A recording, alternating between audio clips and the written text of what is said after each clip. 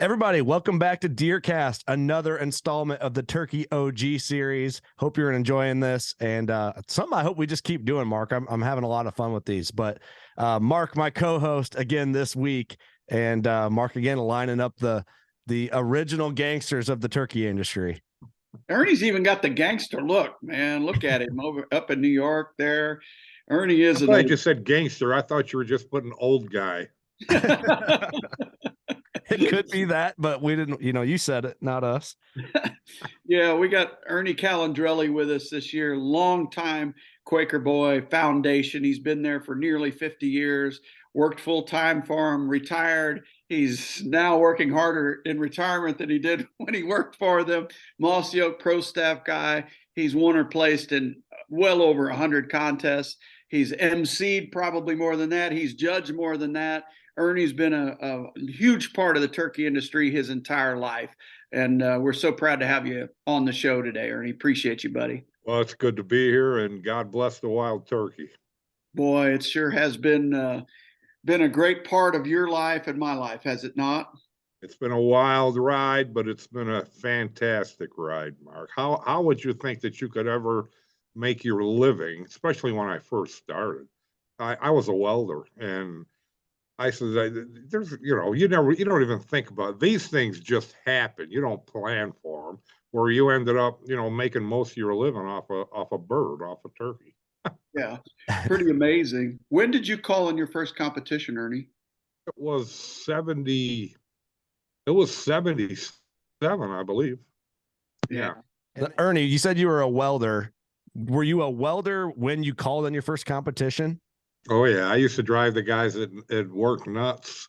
Every time I'd flip my shield down, that's all I heard was turkey calls coming out from underneath that hood. I still have guys that I talk to nowadays that do you remember when you worked here or you worked? Oh, we're gonna have some problems with Ernie's connection. He said he's in his gun club up in New York, I believe. So this is like perfect OG. This is typical of the OG. Oh, he's back. Sorry, Ernie, you're cutting out again. I got you saying that you were calling underneath your welding hood at work, driving everybody nuts, which I imagine there's a lot of guys that listen to our show that probably do the same thing to their coworkers. Well, that's what you got to do. You do it under your welding hood or while you're driving your vehicle. That's the best place. Just keep it working. It is. I always used to call in my basement, and Dad would get home from work, and he'd open the basement door. Mark, shut up! Slam the door. You remember Big Ralph, don't you? Oh yeah. Everywhere Mark, you were the same way. Everywhere we went, I always had a pocket full of calls, and you were always blowing them. I mean, you just blew them because that's just what we did back then with the passion we had and the love for it. So how long? Ernie, when you called, how long did you work as a welder before you left that to be like in the industry full time? 14 years I was a welder. Did you like it? I loved it. Yeah, I still weld. If somebody needs something done once in a while, I'll still stick something together to it. But anymore, it's about sticking it together because I don't feel like I used to. Yeah. I was just curious, because a lot of our listeners and some of us even on the crew, might have a job we like or don't love and dream about working in the industry. So I always like to ask that question, if it comes up, like how, because everybody's passionate about hunting. And in this case, you guys are even more passionate about turkeys specifically than the average guy maybe. But yeah, just always curious about that. Like, if you're passionate about something, did you just keep doing the calling competitions and an opportunity arose, or like, how does it all pan out? Yeah, it's a lot of it is luck and knowing the right people and being in the right place at the right time. But and I want to say, to do what I did, I think Mark will agree. I'm a people person. I love people. I love talking to people. I love hanging with people and hearing stories and telling stories, and and the sport or the industry that we're in, I mean, it's pretty much built on relationships. So, you need to build relationships, and as it progresses, if you're lucky enough, you maybe have an opportunity to get into that industry. The other thing Ernie is, he's extremely loyal. You know, he's a people person. He's very loyal. He was friends with Dick Kirby back in the day.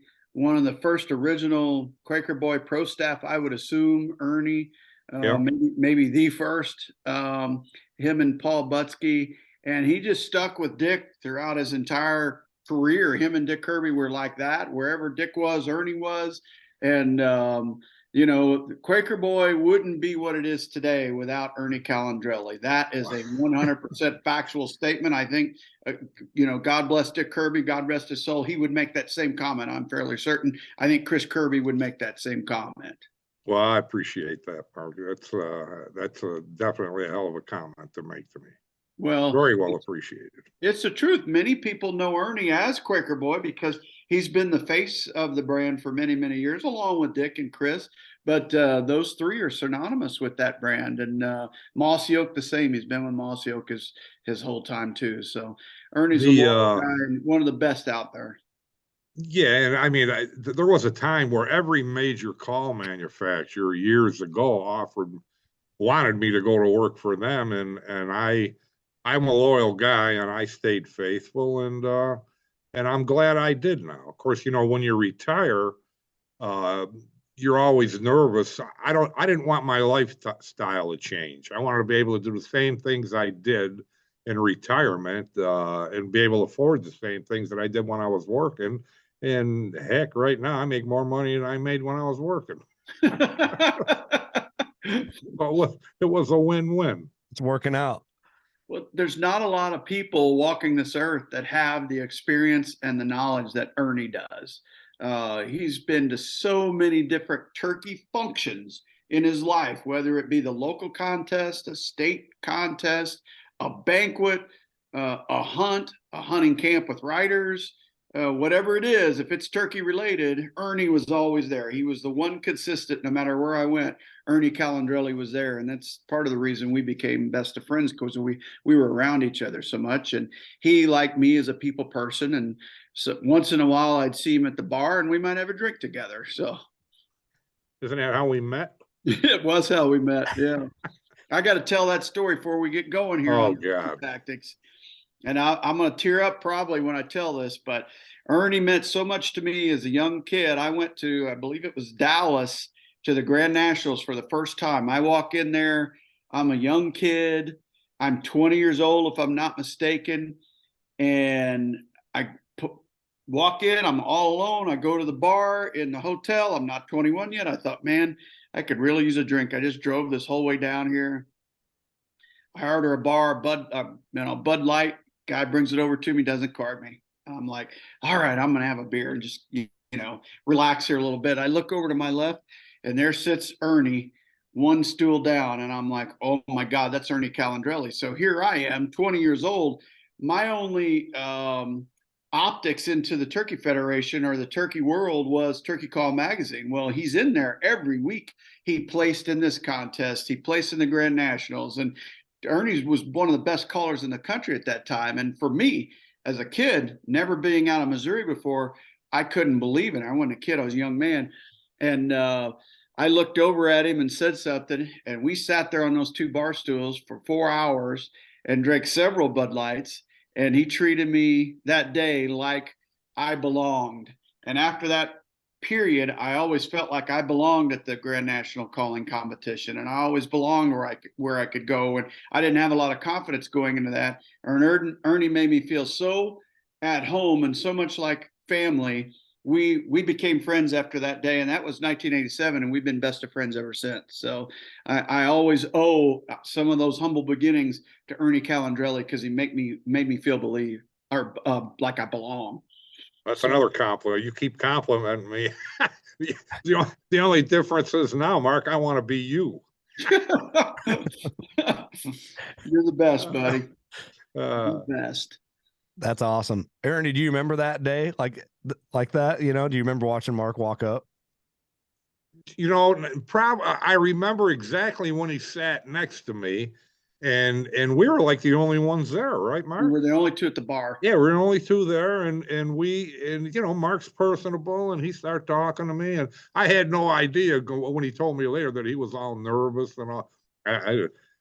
But yeah, I mean, stuff like that is what we're all about. Like when somebody goes to the Grand Nationals or the Turkey Convention, like I had Matt Light there this year, right? And with his foundation and this and that. And I said, Matt, I said, the thing that you're going to like the best about where we're at and what we're doing right here now is these are our people. They're our people. That's the way, I mean, the SHOT Show, yeah, but the SHOT Show's got a lot of business. And he already told me, he says, I'm not going to the SHOT Show anymore. I'm going to the Turkey Convention. Oh, good. Because, there was the relationships and the camaraderie and what have you. It's just, we're one big happy family. And that's the way I feel about Mark. I mean, since that day, we've been best of friends. We have. And we've tilted a few more Bud Lights back since that day. That's for sure. Yes, we have. Hey, the old saying is the juries don't leave till the beer's gone. Yeah, and it doesn't run out till Ernie drinks the last one. That's awesome. Ernie, one of the questions I've been asking a lot of these guests, and you're in an elite group, deservedly so. Toxie Hayes, Harold Knight, Rob Keck, all of these different turkey OGs. And I've been asking this question, something that you have learned through your many experiences in the turkey woods that you really feel like can make a difference for a newcomer or somebody, something that works as well as other tactics often. That's one part of the question. And then B, some things that perhaps you used to do wrong or you see other people doing wrong that you might avoid, mistakes people make, if you will. So start with that first part. What's something that you like to do that is successful for you? Well, when I first started, and I think we were all like this, when a turkey gobbled, I mean, I'm breathing hard. I'm not even set up on them yet. The snot's flying out of my nose. I mean, I'm after it. You got to get up there and you got to get after it. And I've learned now that it's like any other hunt you do. You got to have some patience, and patience is a virtue as far as I'm concerned, because maybe that turkey may stand out there, 45 minutes or an hour, or maybe even longer. Then all of a sudden, when you get to the right time or something different happens or the weather changes, you make another call and all of a sudden he's halfway to you. So that's one of the things. Patience is a virtue. And for beginner hunters, I think a lot of them read too much into it. I think they overanalyze. Don't overanalyze the situation. You get in there, you run the call. If things are right, in a matter of minutes, you're going to be wearing them. If things aren't right, have a little patience, give him some time to come in. If he's moving away or whatever, and you have no other options, try to get around him, get set up on him again. But the worst thing you want to do is don't try to get too close to him.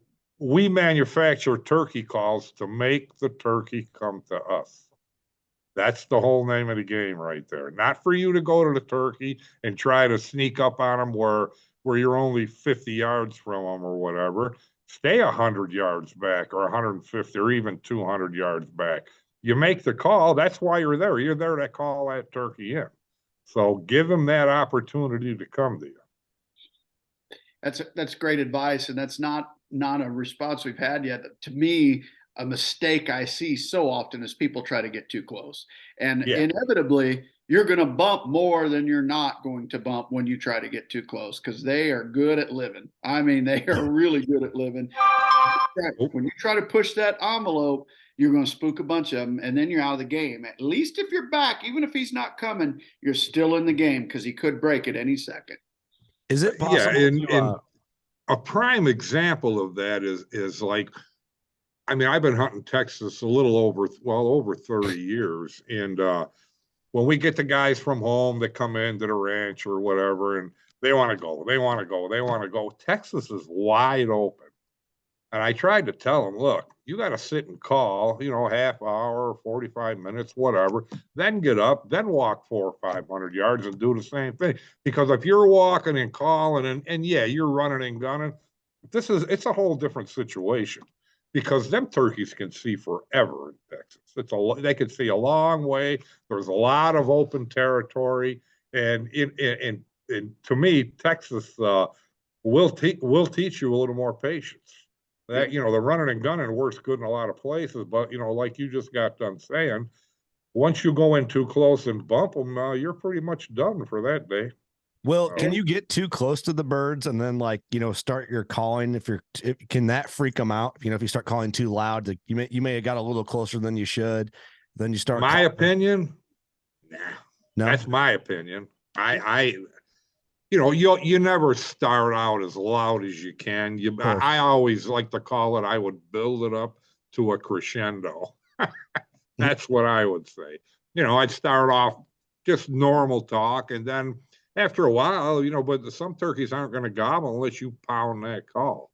You got to pound it out of him sometime. Make him give his location away, which, you know, in most cases it's half or 3/4 of a hunt. Yep. 100%. I agree with Ernie. No, you really can't unless you're already visible to him. Then you might draw his attention your way and spook him that way. But so often people are spooking birds and they don't even know they're spooking them. You know, turkey, he catches movement, he's just going to lower that head and go the other way. They don't always putt, you know, and deer don't always snort. They just leave the area, and all of a sudden you never hear him again. You go, what happened? Well, you bumped him, you know. Yeah, and they're easy to bump. Oh yeah, that's, you know, they got that eyesight, so they're looking pretty good right there, and they're looking for where that noise that's coming from. If it's a turkey call, or hear you walking in the leaves, or whatever, you know, they're looking in that. You can bet they're looking in that direction. So you're going to bump more than not.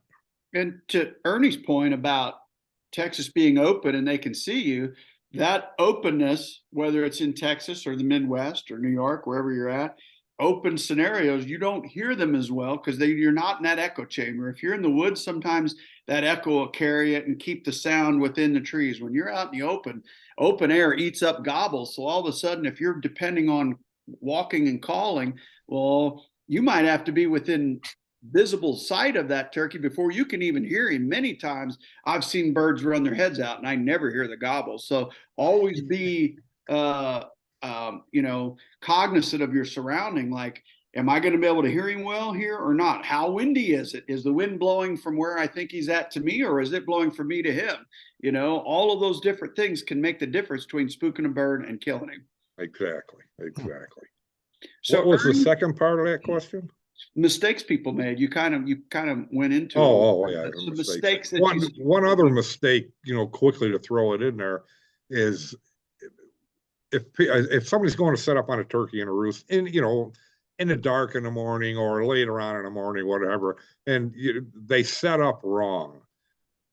They set up wrong against a tree or whatever they're setting up against. They always set up facing where the gobble's coming from. And that was always kind of a pet peeve of mine, that you're not setting up right. You're not setting up right. I'm left-handed. I set 45 degrees or sometimes 90 degrees on the left side of the tree, because that's, you know, just because that turkey's gobbling out there right now doesn't mean he's coming straight to you.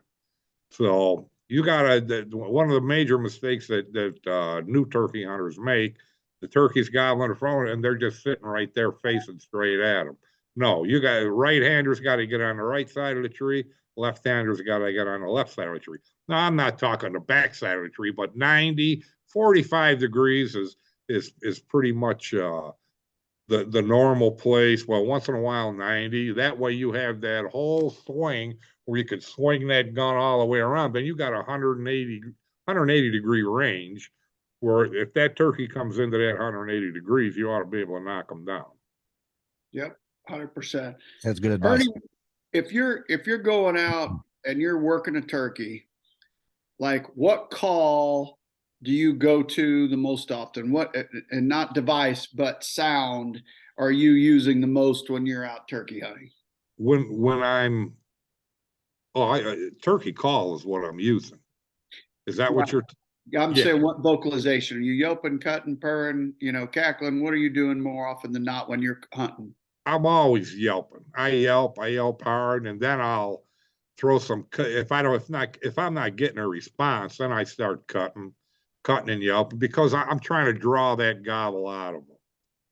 So I need something, you know, sometimes you can even get him to shot gobble with a turkey call. So I pound him with that call. Once he gobbles, then I'm going to go, and I'm still yelping, you know, when it's going on. If he's getting closer, I do a lot of clucking and purring on a slate call, just because I like the vibrations they send out. And a lot of times the turkeys will eat that right up on their way and just purr a little bit. And once you get their attention, they're listening, and they're listening hard.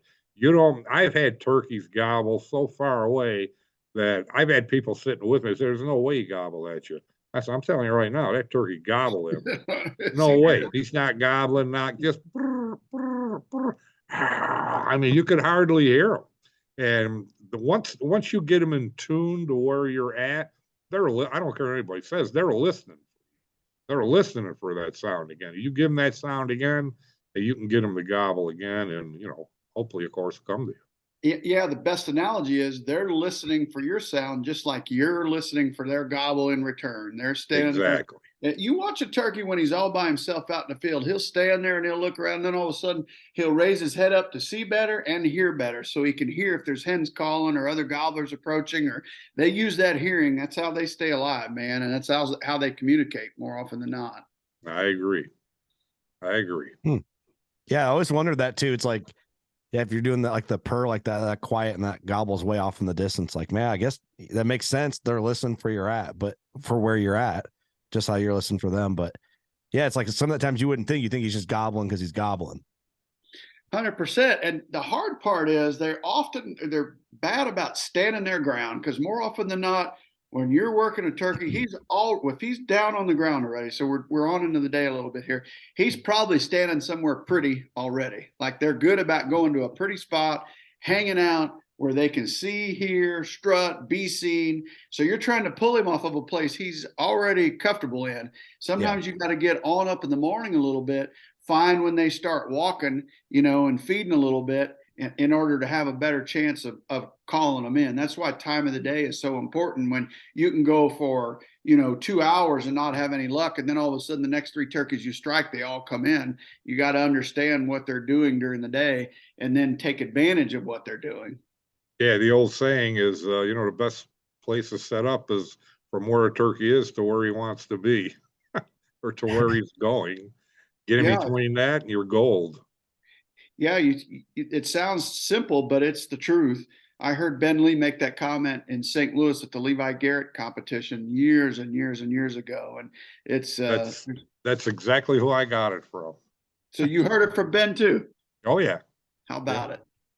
Isn't it funny? Like, some of the best advice seems so obvious when you say it, but it doesn't always get thought about. So Ernie, who were the guys you were tuning into when you were a young man? Like, you went to a Ben Lee seminar. Who were some of the guys that you couldn't wait to meet? I don't even know who them guys were the first time I met them. I walked into, it was Oswego, New York, and it was the Southern Tier, whatever, Turkey. I had written a story. I wrote a story. It was in a New York Sportsman magazine. It wasn't much better than a newspaper back then, but I called it the King of Spring, about a turkey I killed and all that. And where my story ended on the facing page was an ad for a turkey calling contest. I didn't even know they had turkey calling contests. And so I wasn't married then. Me and my girlfriend, I said, let's go see what's going on at this thing. It's about a 4-hour ride. So we went down and we spent the weekend at the Oswego Treadway Inn. That's where they held the contest at. And when I walked in the door in there, of course, they got booths and everything, but it was just little hallways, nothing like it is now. And the first person I see when I walk in is Ben Lee. Now, I want to say I didn't know who they were. I knew who Ben Lee was. Everybody knew who Ben Lee was. And but even as it is now, as it was back then, I mean, I went up, I talked to him. It was like I was his best friend. He'd never seen me from Adam. As I went through there, Kelly Cooper's there. He's got a booth set up in there. Go a little further, Dick Kirby's there. I had no idea who Dick Kirby was. And we struck a conversation up, and he says, yeah. I says, yeah, I call, I hunt. He said, you got a call? I says, yeah. He says, let me hear it. And at that time, I had a Penn Woods call. That's what I was running. And I ran, and he said, well, you're going to get in a contest. I said, they did an amateur contest. I said, I'm not getting in no contest. He said, you're getting in that contest. You need to. Then, with more conversation, we ended up finding out he only lives 40 miles from me. We didn't know that. And I had no idea anybody in that area and he did anything like this.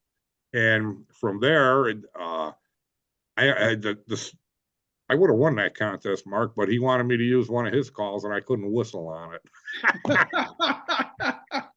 Yeah, the other ones I was good. So I used his call to yelp and do all the other stuff, but I couldn't get his call to whistle for me. So I ended up second. But that's what started it, and that's what started our relationship right there. Then he called me like the next week or two, or it might have been a month later, and he says, you want to go to another turkey calling contest? I said, yeah, I'll go. So we went to the Pennsylvania States. And that was the year, so whatever year that was, Billy O'Daniels from South Carolina, he won the Worlds that year.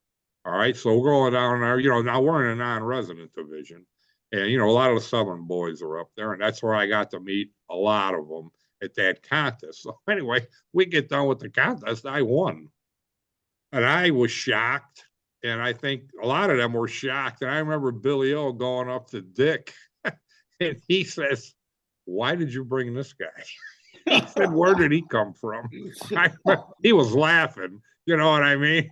But he said, that's going to learn you. That's going to learn you bring these guys around anymore, he told them. Don't bring the competition. From there, that lit the fire in me. And then the following year, I took Paul to the same contest. Paul and I went to school together. You know all that, but we went to school together, and we had done a little bit of hunting together and what have you. But Paul owned a fishing store, a sporting goods store, not far from my house. And of course, he worked, but then they did the store on the side. So I'd hang out in there at night and whatever have you. And I told him about this stuff, and I gave him a couple of the mouth calls that Dick gave me. I said, here, try these. Well, I created a monster there, didn't I? Boy, did you ever, dude. You should. Yeah, it took them 2 or 3 years then to beat me, but there was no looking back after that. And I remember when I was second or third place, and I'd go, what did I do to myself? Well, you should have listened to Billy's advice, right? Billy O'Daniel told you. He warned you. I should have listened to Billy O's advice. I would have still been selling fishing lures. Here's a great picture I want to share for those that are watching it. This is Dick, Paul, and Ernie. I don't know, that had to be in the 70s, I would assume, Ernie. Yeah, it was probably 79, 70. Yeah, probably 79, maybe 80, but I don't think so. Probably 79, yeah. Yeah. Where is that? That's right behind my camp in New York. Oh, beautiful. Beautiful. Yep. That's one awesome. Of my favorite. By the way, I'm the one who killed that turkey too. I have no doubt. That's awesome. I like seeing that, like the pictures and stuff are like the coolest part, I think, of like talking about, like, I don't know, whatever you guys want to call them. The good old days to me are like me hearing about the pioneer days is probably a way to describe it a bit. But like when Toxie was talking about his dad's camp back in the, like, killed his first turkey in the like 1944. I'm like, man, I wonder if he's got photos of all that. It'd be neat to just go through that history and just kind of see where it all started. Yeah, it's pretty incredible. Pretty incredible. Mr. Fox has become an institution within the hunting industry just because of that longevity. And I can't imagine there's another person alive that has the streak that Mr. Fox has. He's probably out there, but certainly Mr. Fox's has been, widely talked about through our friends over there at Mossy Oak. It's just amazing that he's still going after all these years and still loves it. It shows you how deep that passion runs and how long it can run in your life. I mean, it's probably, along with his family, part of his reason to live, I mean, getting to get out there and hear those gobbles. It's incredible. I was doing some reading on you and I found something kind of interesting. I just want to ask you this kind of vaguely, but how do you feel about naming a turkey? I hate it. Why? Because once you name, a lot of the camps I guided out of, they say, hey, we got this turkey over here. He's we want to put you on them. He says, find me another one. But there were times where I did I did kill turkeys with days. Well, when you name a turkey, I mean, he's been there long enough to get a name. I mean, that means he's not playing the game right, as far as I'm concerned. Yeah. Or he knows how to play the game. Yeah. That's probably a better way to look at it. It's like, yeah, you got a name on it. You've hunted them, what, 28 days straight? And you want me to go in there and try to kill them? But there are times when that has worked. Not only I'm sure other guys have done it too, where I remember one year we were on some celebrity hunt somewhere, and one of the guys, I've been trying to kill this turkey for 2 weeks, this and that. I said, I'll go in there. I forget, we had, I know you know who we had in there, Mark. It was the colonel who used to work for the Turkey Federation, Jim. God, I feel terrible. I can't remember his last name. But anyway, we went in there that morning. Heck, I called that turkey's gobbling on a roost. I called like 3 times. We were wearing them. Pat, the guide, he said, I've been trying to kill that turkey for 2 weeks. I said, you know what, Pat? You weren't there on the right morning. And you know that. I've hunted turkeys 26, 28 days. They can't do anything with them. But you go in there on the 29th day, you make 2 or 3 calls, and he comes running right into you because he was right. A lot of turkey hunting is, if that turkey's not right, they're in trouble. I don't care what kind of turkey it is, Osceola, Rio, Merriam, whatever. If they're henned up and they're not in the right frame or right spot in the breeding season, all the tactics change then. Everything's got to change because you have to come up with different tactics to be able, to kill a turkey like that. What's your favorite? Anybody can kill a turkey that they call 3 times and he runs into them, pretty much. But that don't happen. Unfortunately, it doesn't happen every day. For us, unfortunately, but thank good it doesn't happen. So we do have some turkeys to hunt. Yeah, there's no doubt. And a lot of the studies show now that it's better to wait until they've done their breeding anyway to make sure those hens get bred and kill them during the latter part of the season. And it does open up a window here in the Midwest. I feel like that window occurs sometime around the first week of May here. Like they're really henned up, call it the 18th or 19th or 20th of April through the end of the month. And then sometime in that first week of May, they start getting really, really playful again. And then they'll stay good till about, 12th, 15th. And then all of a sudden their testosterone starts to drop and it's hard to get them to take a step towards you. But here in the Midwest, I love that first week of May. That's Paul and I used to take the 3rd week of the season off. Yeah. That's the 3rd week of May. That's when things seemed right. And, it was always good then. Which, if you're listening, you probably understood now that Ernie lives in New York. But anytime I went to New York with Randy Panic, he always insisted on the 3rd week of May. I was always up there around the 20th of May or so when I came up there to hunt. And it was always really good right then. Yep. How are your bird numbers up there right now, Ernie? Well, they've been tough the last few years, but they did seem to have a pretty good hatch last spring. Actually, right next to where we're sitting, there was 25 birds in the field yesterday out there. Oh, good. No gobblers, but there was one Jake. Where he came from, why there would be one lone Jake out there, I have no idea. But I'm glad that we finally, the spring before last, we had a little hatch, but last spring we had a hatch.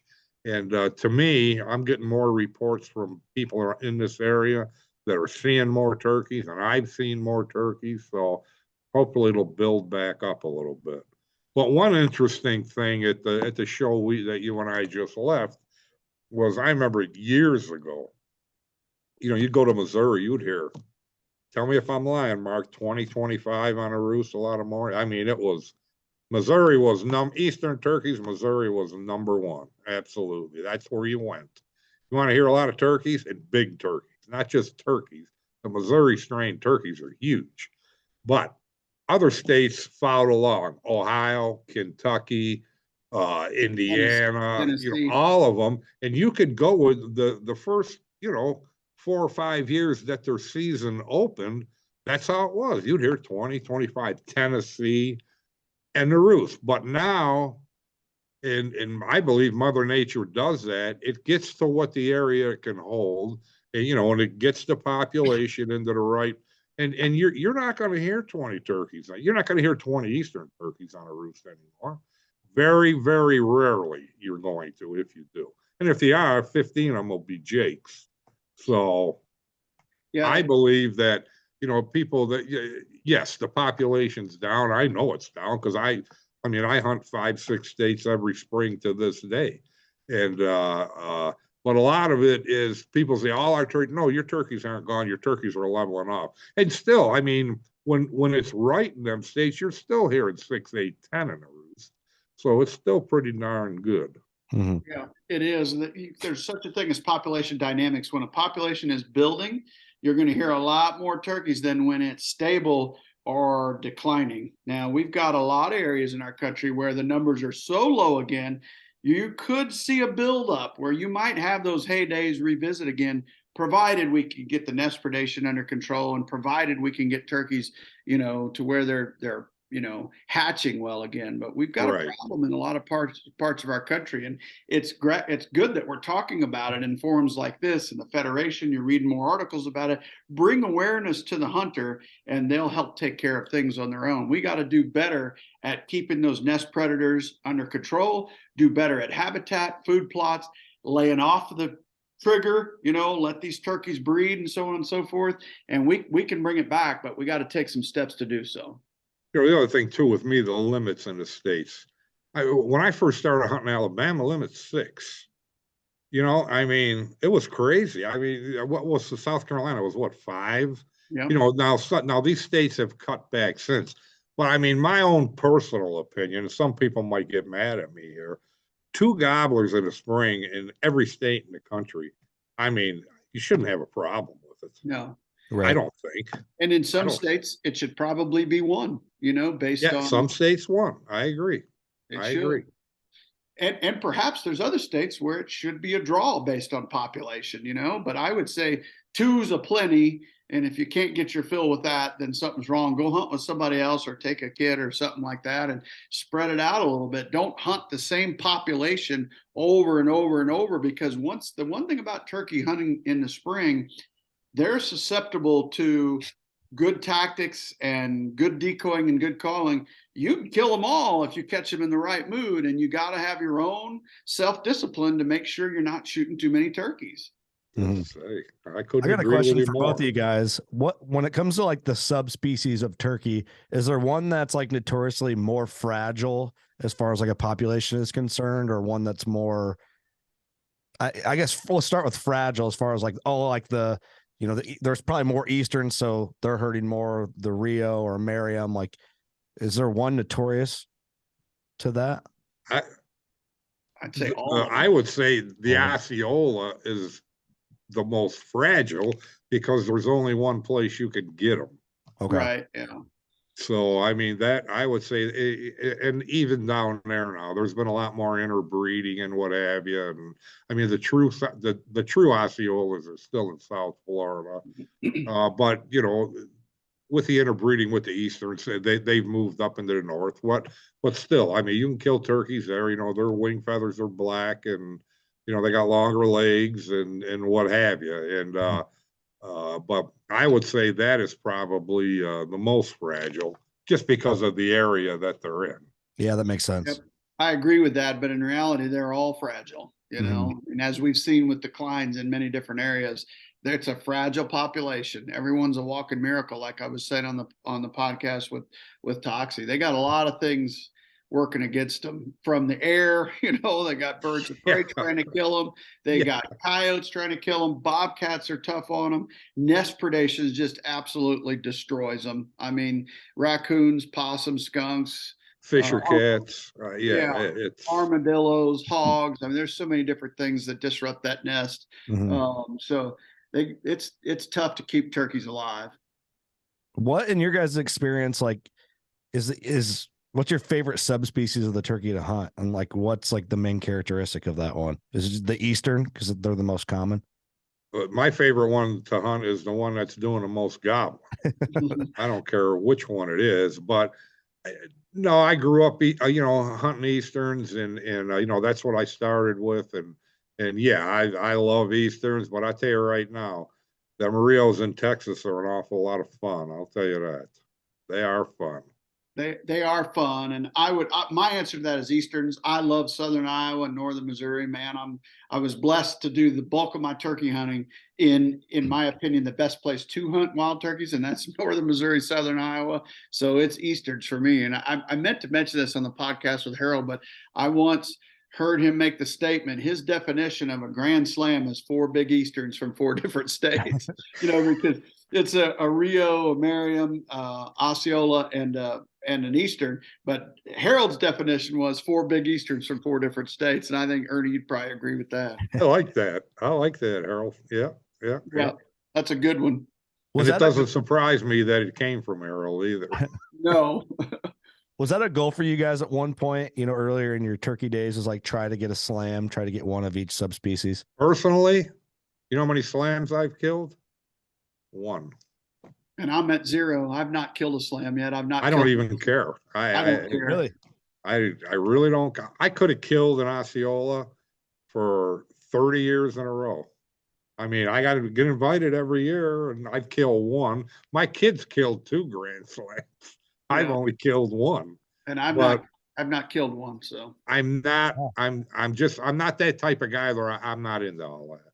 I get that. No, I respect that though. I think that's kind of a cool answer. I'm not either. The one that always catches my attention is when somebody's killed them in all 48.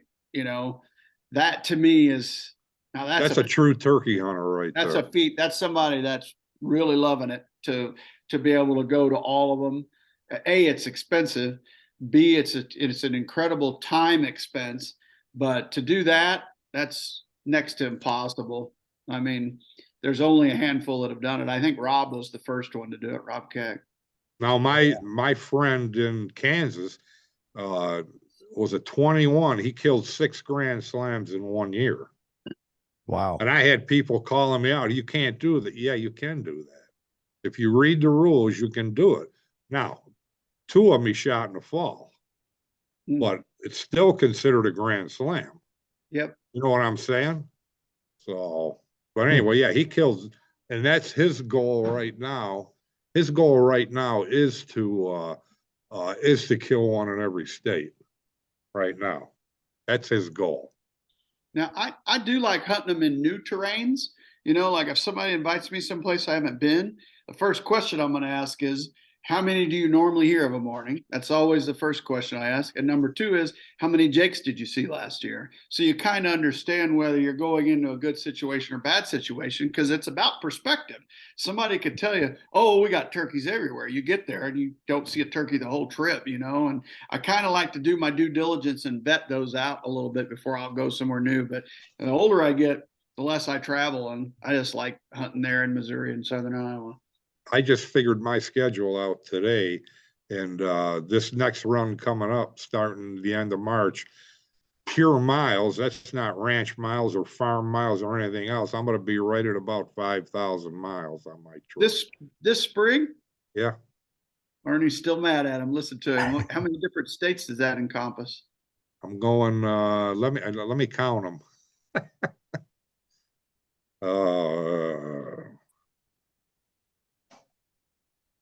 I think it's 6. That's a lot of miles, brother. They must be 6. Spread out that trip from New York to Texas. But you know what I like? I like when I travel, I try to go a little different route here and there because I want to see different parts of the country. Yeah. I mean, I like I don't say I love the drive, but I like the drive. I don't have a problem driving, and I'm retired, so I don't have to be anywhere at any specific. Well, there's certain hunts I have to be at specific times, but I nothing pressing, so I leave early. Are you going to Missouri this year? To the where? To Missouri? No. No. Kentucky? Yeah. Yep. Kentucky, Ohio, Mississippi, Texas. I probably have to guide a youth hunt in Rhode Island. That's the last one. But I guide a youth hunt in Ohio too. And New York. Nice. What's your favorite state to hunt out of all those, or the favorite state you've ever hunted for turkeys? The favorite best times I've probably ever had are in North Missouri and Georgia too. I like Georgia, but Mark's been to our old camp at in North Missouri. It's Yeah. pretty darn good there. It used to be anyway. Unionville Sportsman's Club. All right. The good old days, Ernie. Man, Yes, sir. we drank a few beers there, didn't we? I remember you and I hunting on Greg Allison's farm too during the celebrity hunt in Warsaw. Yeah, that was good. Yep, that was good. Boy, down there, Tad's out of turkeys. There's just no turkeys down in that country at all right now. It's sad. That's incredible. And it was loaded back then. Mm-hmm. Loaded. So if you think it can't happen to you, it can. You can lose them. You know how fragile, like you said earlier, how fragile it actually is incredible. Yeah. How are you on decoys, Ernie? What do you use decoys? When do you use them? What's your tips on decoy usage? I like using decoys because it just takes the attention off. You know, if I'm in a big heavy woods or something, I might not use them, because I don't want to lug them in there. But I like using at least a Jake and a hen, and normally a Jake and two hens is what I use. Now, I've used full strut decoys and that, and I'll, you know, they're either going to really help you or they're going to really hurt you. You know, it can go either way on them. But just a pure one decoy can hurt you if it's the wrong time of year. And normally what I do is when I put a decoy out, if a turkey spooks off that decoy that day, I won't use them for 4, 5, 6 days probably. I won't put them out again because to me, they're in that part of the breeding season where they just don't want anything to do with them. What causes it or what have you, I don't know. But as soon as I get a bird spook off a decoy, and in most cases, I believe that when they spook off a decoy, you got a ton of jakes, because the jakes are running around beating everything up. Yeah. And they just don't want the confrontation, I believe. But why they would answer a call and come and look and see a decoy and go the other way, I have no idea. But they do. But they do, and I don't know why they did either. But that right there is one of the best tips we've had through this whole series. I mean, nobody's mentioned that yet. That's a great tip right there. Like, whatever, if something's not working, get away from it, whether it be decoys, calls, whatever. Like, go a different direction, because they're just finicky like that. It's hard to explain, but they go through little periods and little phases where they get a little finicky. And if you find what's working, conversely, pour the gas to it. It's probably going to keep working. If you find something that's not working, get away from it. I agree. I agree with that 100%. I think a lot of inexperienced turkey hunters, and like probably me included, at certain times and like the growth and experience of it, looked at like a decoy almost as like a cure-all. Like, well, I got the decoys out there, it didn't come into them, and then you just keep trying it because you just hope one eventually comes in. But you know, sometimes they do, sometimes they don't. right? Yeah. It's one of those and a lot of times I've seen it happen in certain years where they didn't seem to like the decoy. Decoys. And I think that has to do with, like, are these all, did we not hatch 2 years in a row and these birds are all 3 and older? You know, so you get like that population dynamic I was talking about. There's something that's universal over everything that makes them a little more leery. Or did we have an incredible hatch last year and all these turkeys are 2-year-olds and everything seems to be working better this year? You know, 2-year-old turkeys in general through the years are the ones that give you that heart pounding hunt more often. You know, they're my favorite. They're my favorite. Yeah. That's just because they're old enough to come in, but they're not too old and or they're too smart and old turkeys. Old turkeys can give you fits, man. They don't gobble nearly as much. They're not as likely to come in. And not saying you can't, but those 2-year-old turkeys are generally a little more vocal.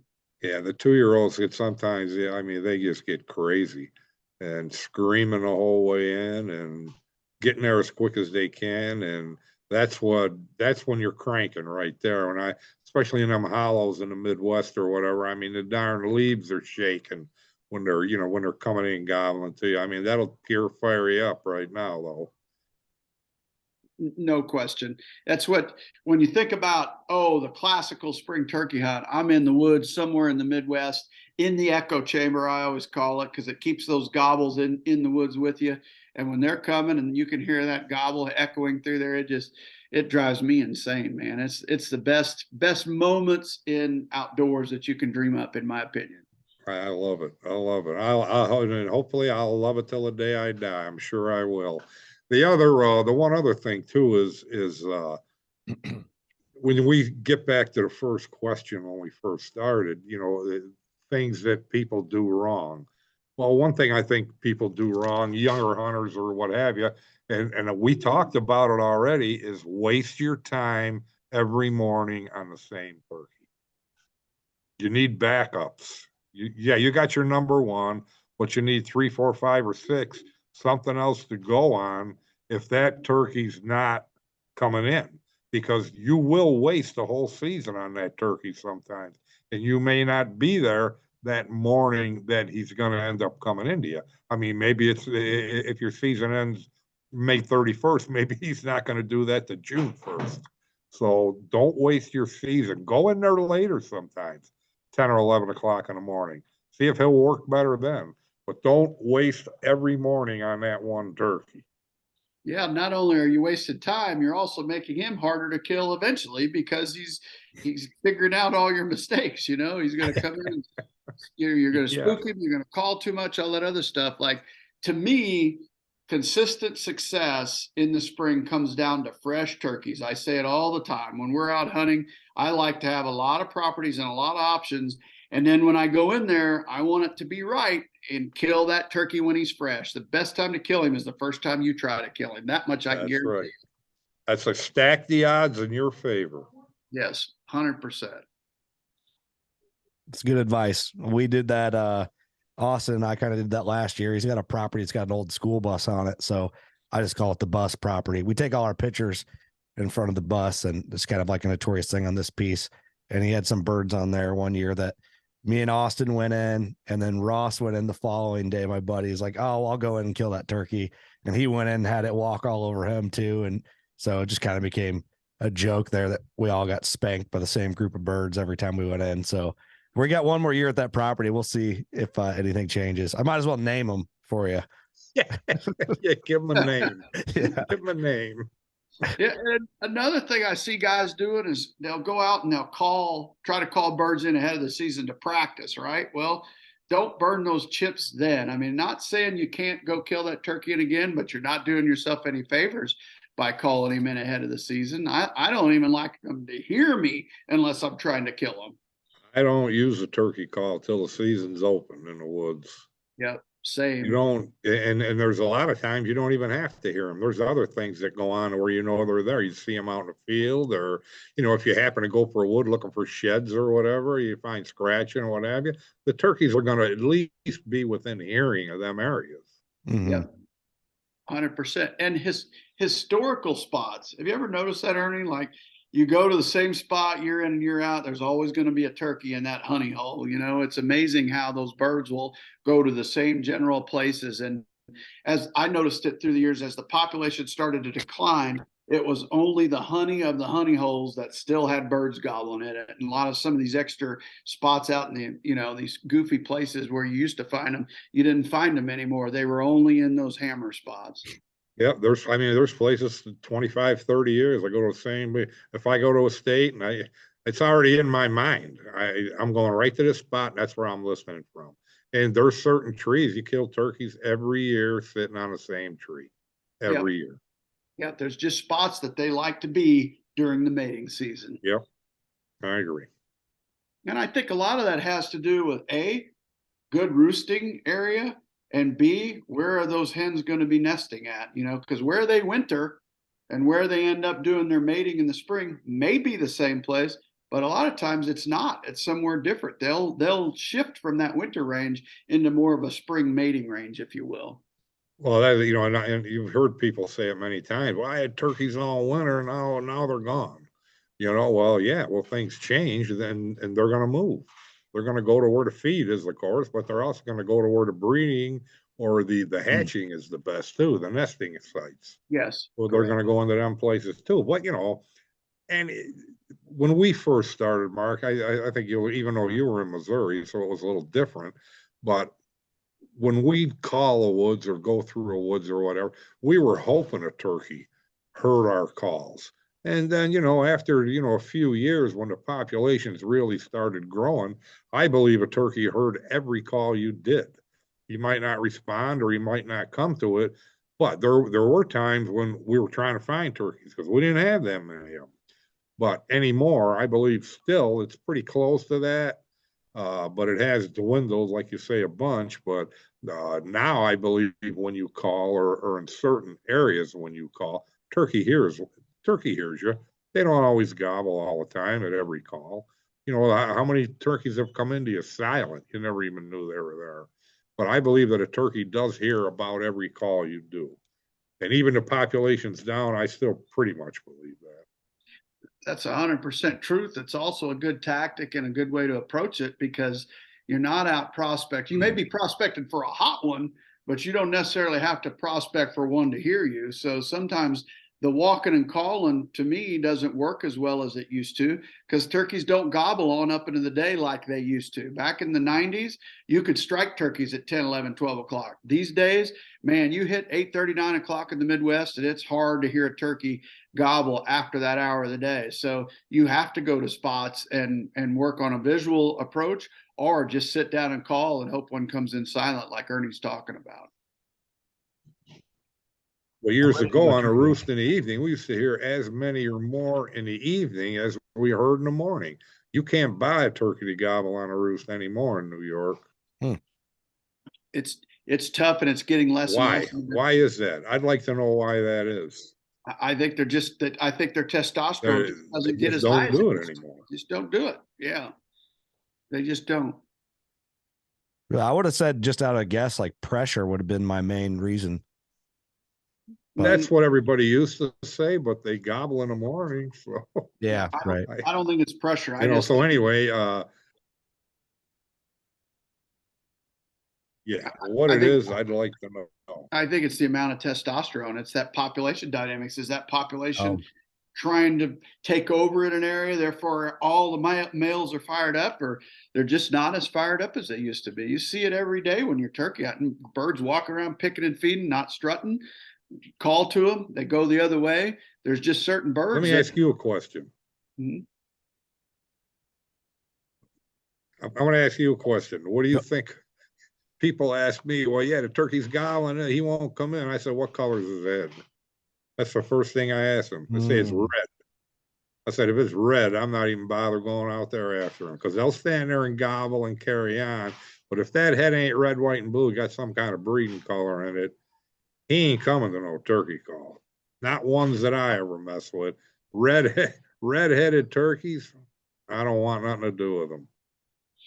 I like ones with that white cap, man. You think all the turkeys you kill with that white right there, they're coming. Yeah, but the red, white, and blue, the breeding colors. Once they pump all that blood in there, get that color going. But if that turkey's out there, he's just out there feeding in that field or what have you, and he's gobbling because he's courtesy gobbling. You're calling, he's gobbling because he's supposed to gobble. But as far as him, he's not coming to you till that head gets the right coloration. Yeah, I don't disagree with that at all. At all. That's good to know. That's interesting stuff. I thought I tried to pay attention to that, but just not. I don't know enough, right, to like that next level of detail, I guess. That's why we're doing the series, man. Picking all these guys' brains. Excuse me. Yeah, right. I'm learning a ton. And it's been the old guys. The breadth of knowledge that has come through this series. Like everybody has a little bit more to say, and we've heard some common themes, but we've heard something different from every single guest thus far. And it's that's the magic of turkeys. There's no one magic bullet. It's a combination of a lot of different things that ends up yielding consistent success with them. No doubt. My favorite thing about it too is nobody is like, of course not, right? But you think when you get together like these turkey hunting legends, you think there could be like a flavor of like arrogance because they've done it and they've killed a lot of birds, but everyone's just kind of like turkeys do what they do and they humble me every day I go. Like that's the common theme. It's like, well, there you go. So it's hard to go as just someone learning and be upset that you didn't shoot a turkey. Like you should still just go enjoy it because you can be as good as you want to be and you're still not going to shoot one or see one every time you go. So that's the cool thing about it, I think. But what I say about that is, like a lot of the camps I guided out of, when I'd get in there, one of the paying hunters in the camp, they're going, well, I want to go with you because you're that guy, whatever. And I used to tell them, are you nuts? Why do you want to go with me? Well, you're the calling guy. And I said, no, I'm the last guy you want. I said, I'm here a week a year. I said, these guys live here. They know where the turkeys are. You don't want to go with me. You want to kill a turkey? I said, yeah, you may kill one with me, you may not. You go with the local guys that live here. They're watching these things every day. They know what would. I don't know where to go. I didn't come here and scout or anything like that. I said, I'm going to call. I'm sure they're going to give me a decent woods to hunt or to take you in. But the local guys is, just like a farm or whatever. You talk to a deer hunter or whatever, Mark, you know this. You go in there and the landowner would say, oh, yeah, you go on over there. That buck's been hanging out over there. Them turkey's been in the corner of that field. I don't second guess them. That's where I go. And you know what? 99% of the time, he's right. That is where they're at. 100%. You're exactly right. I was on a hunt in Texas, one of these deals where I'd rolled in the night before, and it was a guided thing, and everybody had a caller, everybody had a guide, and everybody had a rider. It was a rider's camp. And I was assigned with this gentleman, and we were out the next day, and there was turkeys gobbling all around us, and I was using my instinct about where I'd go, and he was very quiet. He said very little. And we had a rider with us, and I'm walking across this little plateau, kind of getting close to the turkeys. And he tapped me on the shoulder. He goes, Mr. Drury? And I said, yes, sir. He goes, when I hunt this roost, I usually sit right here. Buddy, I turned around and I sat my butt right there because he said the word usually. And I was like, he knows enough that we need to be sitting right here. We sat down and put the rider out front, him with him. I backed off in the brush, and we killed a turkey like that. He knew exactly where to be. So they can't guide the guide. If you're going on a hunt and there's a guide there, don't tell them what to do. Good advice. Ernie's freezing up there a little bit, man. He did another good podcast. And we got through it, right? A little one hiccup at the beginning. That's right. We did it. It only froze up a couple Same times. thing in the boat. Yeah, I'm screwing up here. No, you're good. You're good. We made it through the majority of the body of that podcast. I thought it could have gone worse than what it did, but it went smooth. He's freezing up again. Yeah. So, well, if it ends here, it was a good podcast. I don't have you guys at all right now. All right. I think you're back now. Maybe. You got us. We got you now. We better end it, Curt. There it is. There it is. Right. I'm back now. We're back. Ernie, this is awesome, man. I appreciate your time. We got through the podcast smoothly, but I respect your time. I appreciate what you've done for the turkey industry, and it's cool to hear some of these old stories and kind of tap into just a little bit of your turkey knowledge. Well, hey, it was great being on. I had a great time. Always enjoy talking to Mark and spending time with Mark, and it's great to meet you. It's great to meet you too. Hopefully I get to meet you in person here real soon. So, one thing I'm going to throw a plug in here, like Ernie still guides fishing up there on the Niagara River, and Tracy and I got to go with him, and Taylor. You talk about a beautiful trip, not just the fishing, but if you want to go see one of the most beautiful parts of our country, he's still a guide for fishing up there, and it is breathtaking what you see on that river. Very cool. Give me a call. I'm ready. Ernie's guide service. I'll talk to the wife. Let's go on a trip and get something done. So give them a phone number, Ernie, if they want to book a trip with you. Yeah, you can book a trip. It's my phone number is 716-609-3064. Perfect. Awesome, man. Well, that wraps up another episode of the Turkey OG series. I appreciate it, Ernie, and thank you, Mark. You betcha. Again, OG, is that old guy? What was that? Not intended. Old goats. The original, I had to ask what it meant. I didn't know. He said original gangster. I go, what's original gangster mean? And I guess it's slang for somebody that's been doing it a while. I kind of like it. Yeah, it's fun. The OG. It makes sense to my generation. No, I'm not. Hey. Don't think negative by that. 1 month, I'll be 70, buddy. Hey, man, you're out there doing it, man. I got to respect Right. it. Nothing wrong. I haven't with slowed down either, have I, Mark? No, not a second. He still drinks as much now as that day I met him. There's something to that. You know, I shared a story the other day about Harold saying that he'd give Taylor's baby $100 bill if she was born on April 19th. And I told Ernie that story. He goes, I was born on the 21st. And I go, that's the due date. So, you know, Taylor's baby may be born on Ernie's birthday. So I don't have Harold's money. I'll give her 25. Yeah, you told me 50 at the show, but you were drinking. So. Okay, 50. It's on record now. Yeah, good stuff. Well, Ernie, we love you and appreciate you, brother. Thank you so much for giving us your time today. I love you guys. Thank you. Thanks, Thank you, man. buddy. Everybody, thanks for tuning in, watching, listening. You know what to do. Go shoot a turkey this spring. Best of luck to you. Later.